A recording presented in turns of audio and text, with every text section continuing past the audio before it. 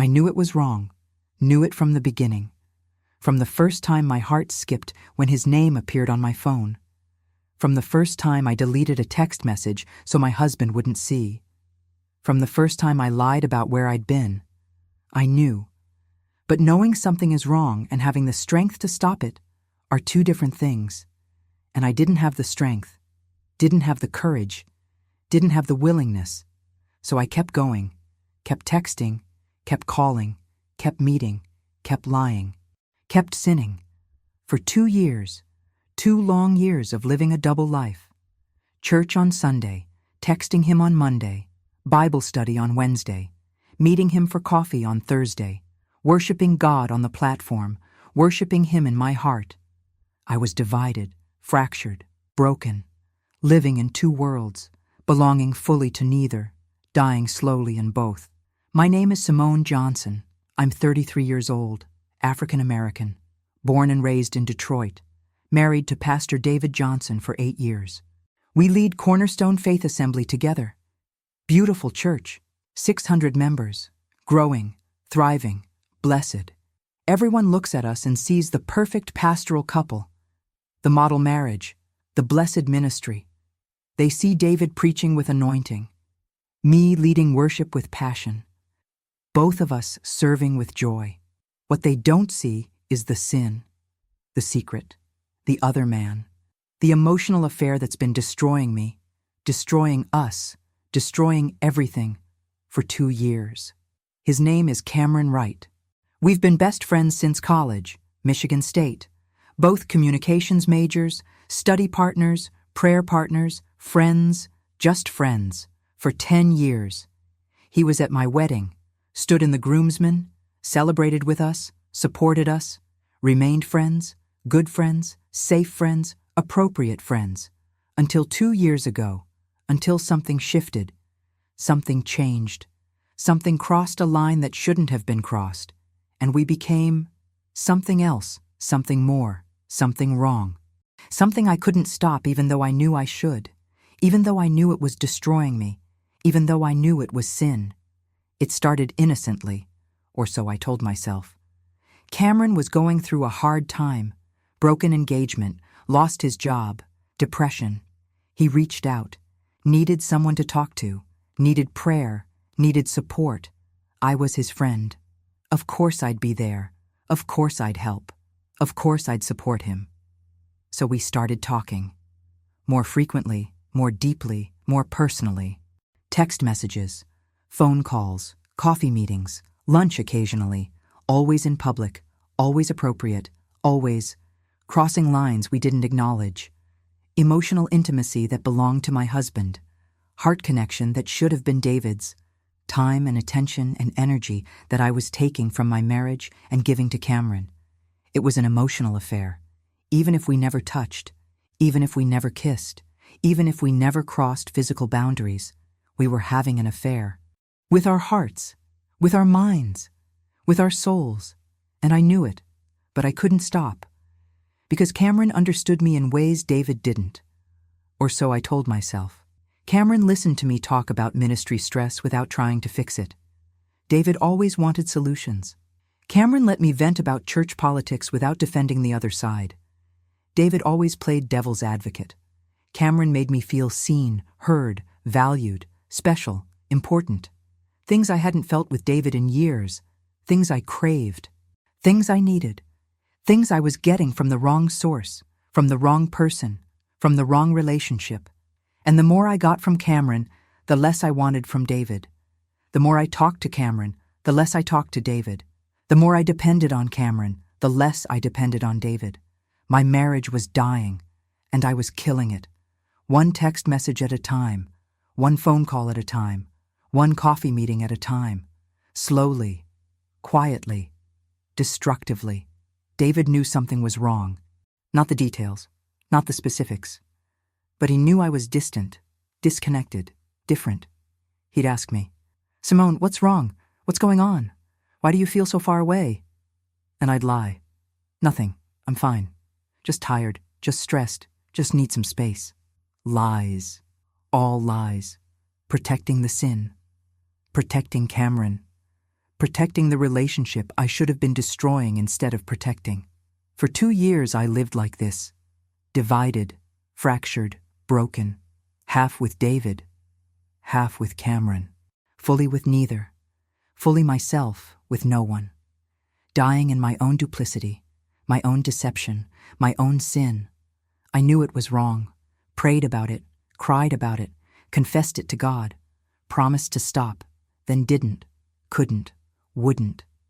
The addiction was too strong, the need was too deep, the bond was too powerful. I was enslaved. To Cameron, to the attention, to the feeling of being understood, to everything that was destroying me while feeling like it was saving me. Then 3 months ago, June 2023, Cameron told me something that shattered my already fragile world. Simone, I'm moving back to Detroit, got a new job, starting in July, and I've been looking for a church. I visited a few. But honestly, I miss having a church home, miss being connected, miss serving, and I was thinking, could I visit Cornerstone? Could I check it out? See if it's a fit? My heart stopped. Cornerstone? My church? Where I'm the worship leader? Where David is the pastor?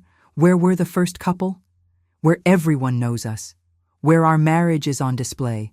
Where our ministry is public? Cameron? At Cornerstone? No, absolutely not. This was the one place that was safe. The one place Cameron wasn't. The one place I could focus on David, on worship, on God, on being who I was supposed to be without the constant pull of who I wanted to be.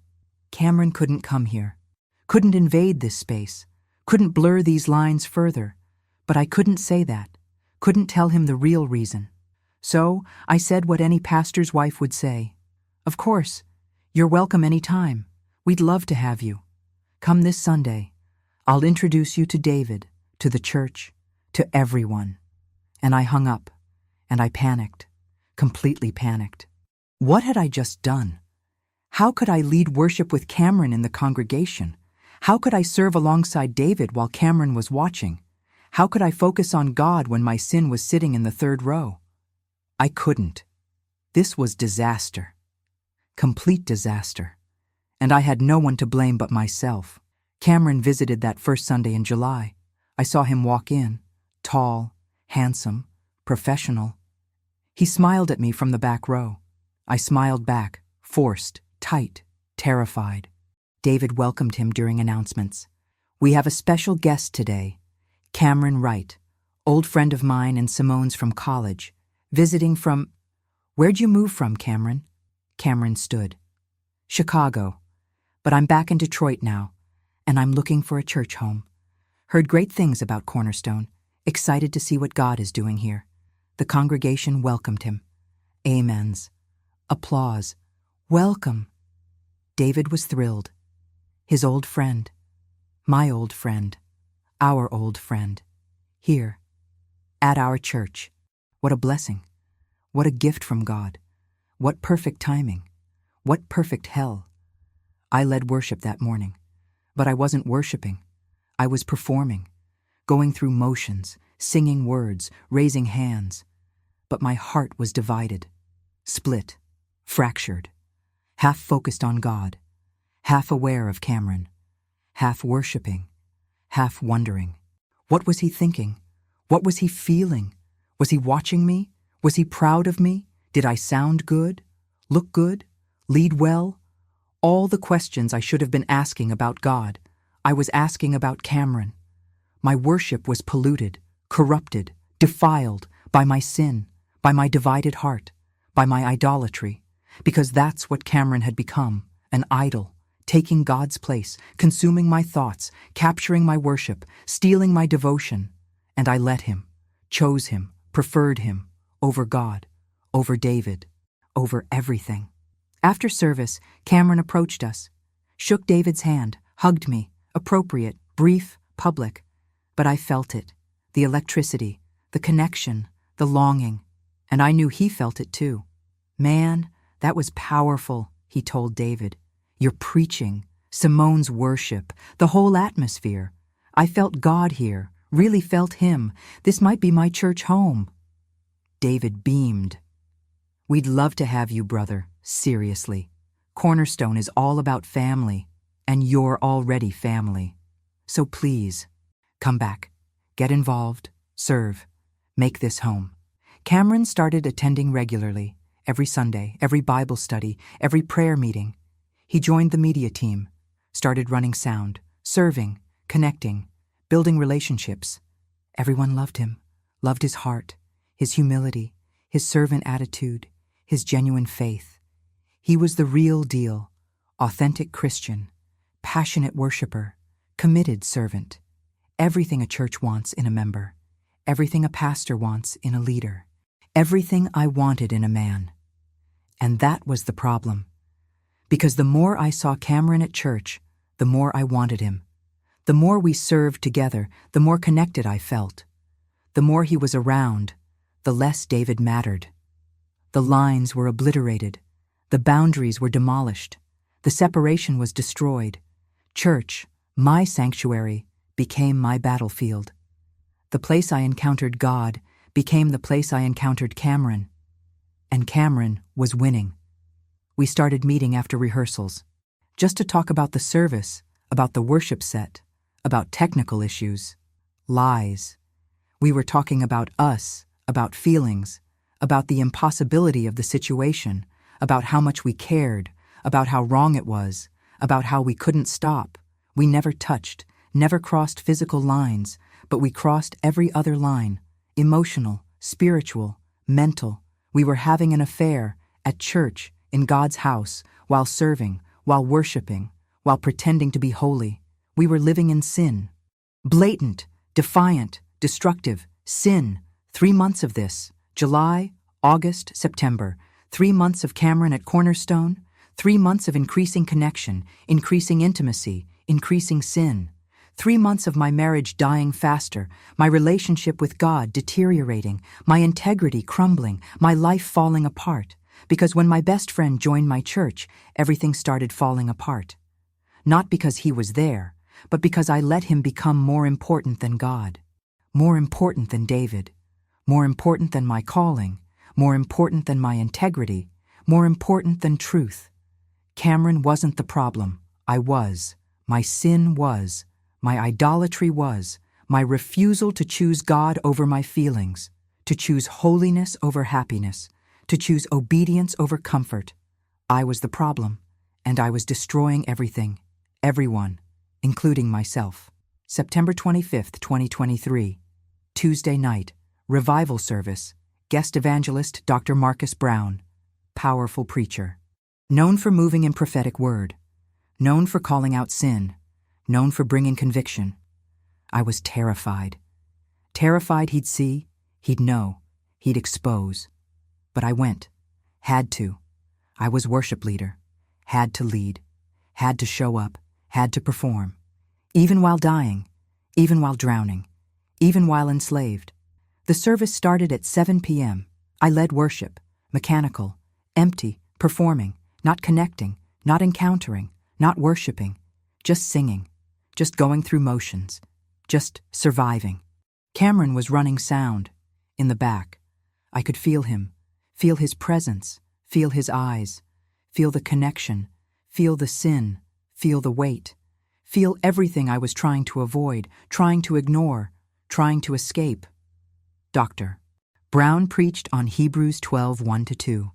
Therefore, since we are surrounded by so great a cloud of witnesses, let us also lay aside every weight and sin which clings so closely, and let us run with endurance the race that is set before us, looking to Jesus, the founder and perfecter of our faith. He talked about besetting sin, the sin that clings, that entangles, that enslaves, that we can't seem to shake, that we confess but return to, that we hate but crave, that we know is destroying us but can't stop. He talked about how besetting sin often isn't obvious sin, isn't scandalous sin, isn't public sin, it's private sin. Secret sin, acceptable sin, respectable sin, sin that looks like friendship, looks like ministry, looks like connection, but it's sin, and it's destroying us. And God is calling us to lay it aside, to put it down, to walk away, to run toward Jesus instead of running toward the thing that's killing us. Every word hit me, pierced me, convicted me, destroyed me. He was talking about me, about Cameron, about the emotional affair, about the besetting sin I couldn't shake, couldn't stop, couldn't escape, and I knew with certainty, knew beyond doubt, God was speaking, calling, demanding. Tonight, right now, this moment, lay it down, put it down, walk away, choose me, choose holiness, choose freedom, choose life, over death, over sin, over Cameron, choose. Altar call started. Dr. Brown invited anyone enslaved to besetting sin, anyone clinging to something they know is wrong, anyone running toward destruction instead of Jesus, to come forward, to confess, to surrender, to be free. I stood, couldn't help it, couldn't resist, couldn't stay seated. The Holy Spirit was compelling, pushing, demanding. I walked to the altar, fell on my knees, and wept. Ugly cried, soul cried, years of hidden sin, years of divided heart, years of choosing Cameron over God, over David, over everything, all coming out, all being released, all being surrendered. Finally, desperately, completely, I felt someone kneel beside me, looked up. It was Cameron, also crying, also broken, also surrendering. We didn't speak, didn't acknowledge each other, just both laid it down, both confessed to God, both released it, both chose Jesus, over each other, over the feelings, over the connection, over everything. We chose God, finally, together, separately, both. After 20 minutes of prayer, Dr. Brown came to us, prayed over us, then spoke. I don't know what you two are dealing with, but God showed me there's a soul tie here, an ungodly connection, an emotional entanglement, and it needs to be severed, completely, finally, permanently, not managed, not monitored, severed. You can't serve together, can't be friends, can't have contact, not for a season, maybe not ever, because this bond is stronger than your willpower, stronger than your commitment, stronger than your desire to be holy. It will destroy you, both of you, your marriages, your ministries, your lives, everything, if you don't sever it, completely, tonight. Are you willing? I looked at Cameron. He looked at me. Both of us crying, both of us knowing. This was it, the moment, the choice, the end. We nodded, both of us. Yes, we're willing. We surrender. We sever. We choose God. Over this, over us, over everything. Dr. Brown prayed. Powerful prayer.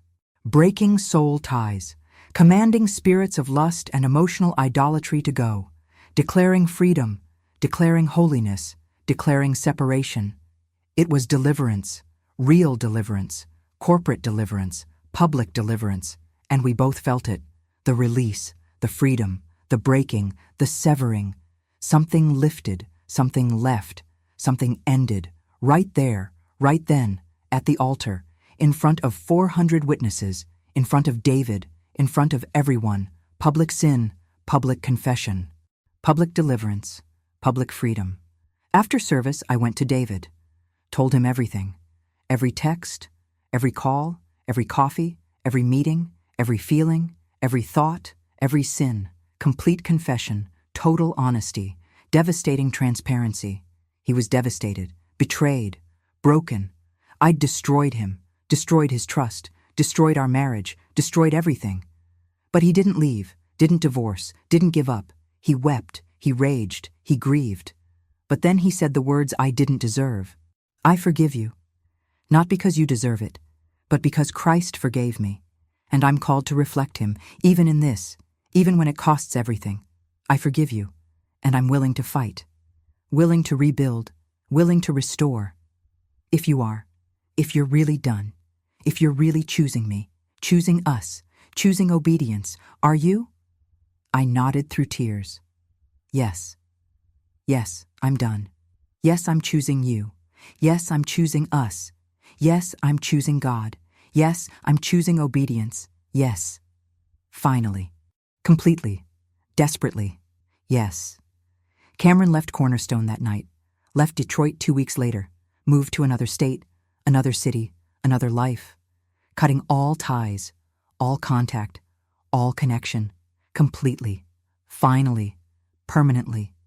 It was the only way, the necessary way, the biblical way, not because we hated each other, but because we loved God more, loved holiness more, loved obedience more, than we loved the feelings, the connection, the sin. We chose severance, chose separation, chose life over death. David and I entered intensive counseling with Pastor Williams from a sister church, neutral third party. We met 3 times a week for 6 months, dealing with everything: my emotional affair, his emotional absence, my idolatry of attention, his idolatry of ministry, my need for validation, his need for success, all of it. Root issues, deep issues, issues that existed long before Cameron, issues that made Cameron possible, issues that needed healing, desperately, completely, thoroughly. I stepped down from worship leading, temporarily, needed time, needed healing, needed to rebuild relationship with God, couldn't lead others to where I wasn't, couldn't worship publicly while dying privately. So I stepped down, submitted to accountability, submitted to leadership, submitted to process, painful process, humbling process, necessary process. 6 months later, March 2024, I was different, genuinely different, not healed completely, still in process, still rebuilding, but different. My relationship with God was deeper, more honest, more real, not based on performance, based on authenticity, not based on leading worship, based on actually worshiping, in secret, in brokenness, in truth. I was learning to worship Him, not for what it made me feel, but for who He is, unchanging, faithful, true, even when I wasn't. My relationship with David was different too, more honest, more vulnerable, more real. We dealt with hard things, root things, real things. Not just Cameron, but everything that made Cameron possible, everything that made me vulnerable, everything that made our marriage weak. And we were rebuilding, slowly, painfully, but genuinely, creating something new, something stronger, something real, built on truth, on honesty, on choice, on commitment, not on feelings, on covenant. I returned to worship leading in April 2024, but different, humbler, broken, real, not performing, genuinely worshiping, leading from overflow, from authenticity, from brokenness, from truth. And it was more anointed than ever, because broken worship is powerful worship, because authentic worship is transformative worship, because leading from humility is leading with authority, real authority, God-given authority, not self-promoted authority. 1 year after revival, September 2024. David and I gave testimony at Cornerstone, shared our story, the emotional affair, the besetting sin, the revival deliverance, the counseling, the rebuilding, the restoration, all of it. Complete transparency, total honesty, for God's glory, for others' freedom, for corporate healing. The response was overwhelming. 12 people came forward, confessing emotional affairs, inappropriate friendships, soul ties, besetting sins, all hidden, all destroying, all needing to be severed, and they were. Through confession, through deliverance, through accountability, through process, 12 people freed, because we were brave enough to share, honest enough to confess, humble enough to let God use our mess for His message, our sin for His glory, our story for His purposes. When my best friend joined my church, everything started falling apart. Not because he came, but because his presence exposed what was already broken, what was already wrong, what was already destroying me. He didn't create the problem. He revealed it, revealed my divided heart, my emotional idolatry, my besetting sin, my need for God's deliverance. And God used that revelation, that exposure, that devastation, to save me, to free me, to deliver me, to resurrect me. From death of sin to life of holiness, from slavery of emotion to freedom of obedience, from destruction of idolatry to worship of God alone. Cameron wasn't my enemy. He was my mirror, reflecting what I didn't want to see, revealing what I needed to face, showing me what I was becoming, what I was choosing, what I was worshiping. And God used that mirror, that revelation, that painful exposure, to bring me back, to call me home, to free me completely. Thank you, God, for loving me enough to expose me, for being faithful when I was faithless, for delivering me when I didn't deserve it, for restoring what I destroyed, for redeeming what I wasted, for using my mess for your message, my sin for your glory, my story for your purposes. Thank you. Beloved, let's talk about what you just heard, not the drama, the truth. The hard truth about emotional affairs, soul ties, and the difficulty of breaking ungodly bonds. Here's what the church doesn't talk about enough. You can commit adultery without ever touching someone. Matthew 5:28 says, "Anyone who looks at a woman lustfully has already committed adultery with her in his heart." Adultery of the heart, adultery of the mind, adultery of the emotions. It's real, it's sin. It's destroying marriages, destroying ministries, destroying lives, every single day. Simone's story is more common than we admit. The best friend who becomes more. The ministry partner who understands you better than your spouse. The accountability partner who crosses emotional lines. The prayer partner who becomes an idol. It happens in the church, to Christians, to leaders, to you. To someone you know? Be honest. Here's my question for you. Is there a Cameron in your life? Someone who takes emotional energy that belongs to your spouse? Someone you text more than you pray? Someone whose opinion matters more than God's? Someone you're hiding from your spouse? Someone who makes you feel alive in ways your marriage doesn't? If yes, you're in danger. Serious danger. Not might be. Are. And you need to sever. Tonight. Not manage. Sever. Second question. If Cameron walked into your church, would everything fall apart? Or is everything already falling apart and you just haven't admitted it yet? Proximity doesn't create problems. It exposes them.